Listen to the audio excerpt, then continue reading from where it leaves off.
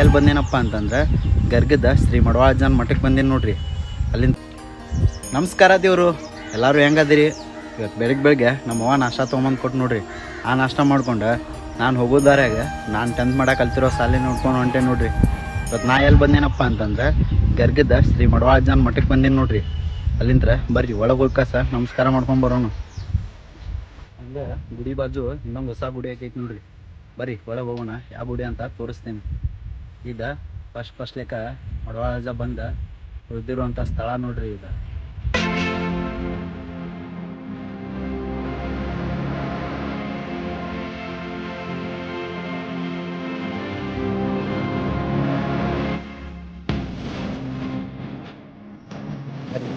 Bus ನಮಸ್ಕಾರ ಮಾಡ್ಕೊಂಬರೋಣ ಅಜ್ಜಾಗ.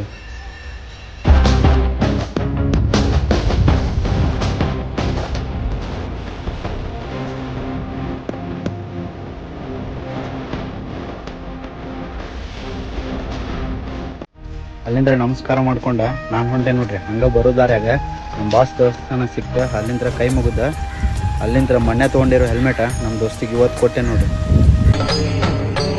ಇದೆ ಇಲ್ಲೊಂದು ಸಮಸ್ಯೆ ಖಂಡಿತ ಇದೆ. ಹೆಲ್ಮೆಟ್ ಕೊಡ್ಸಿದ ಖುಷಿಗೆ ಅನ್ನ ಮಜ್ಜಿಗೆ ಕುಡಿಸಿದ್ದಾರೆ. ಬಟ್ ಎಲ್ಲ ತಂಪಾಗೋಂಗೆ ಮಜ್ಜಿಗೆ ಕೊಡೋದು ಕಾಸ. ಅಲ್ಲಿಂದ ನಾವು ಇನ್ನೊಬ್ಬ ನನ್ನ ಫ್ರೆಂಡ್ ಕಡೆ ಬಂದೆ ನೋಡ್ರಿ. ಅನ್ನಂದು ಏನಪ್ಪ ಇವಾಗ ಸ್ಪೆಷಲ್ ಡೇ ಅಂತಂದ್ರೆ ಅಣ್ಣ ಒಂದು ಸ್ಪ್ಲೆಂಡ್ರಿಗೆ ಎಕ್ಸಾಸ್ಟ್ ಹಾಕಿಸ್ಬಿಟ್ಟ ನೋಡ್ರಿ. ಸೌಂಡ್ ಕೇಳ್ರಿ ನೀವು ಒಂದು ಸಲ.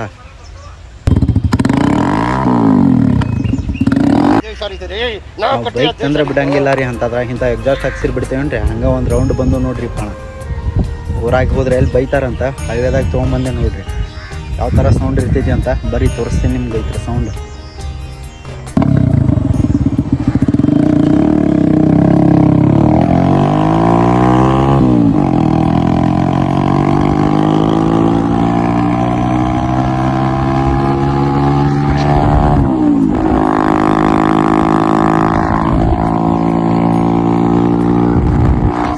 ಕೇಳ್ಕಾಸ ಕಿವಿನ ಕೇಳಂಗಾದ ನೋಡ್ರಿಪ್ಪ. ಬಾಯ್ ಬಾಯ್, ಮತ್ತು ನೆಕ್ಸ್ಟ್ ವಿಡಿಯೋದಾಗ ಸಿಗೋಣ್ರಿ.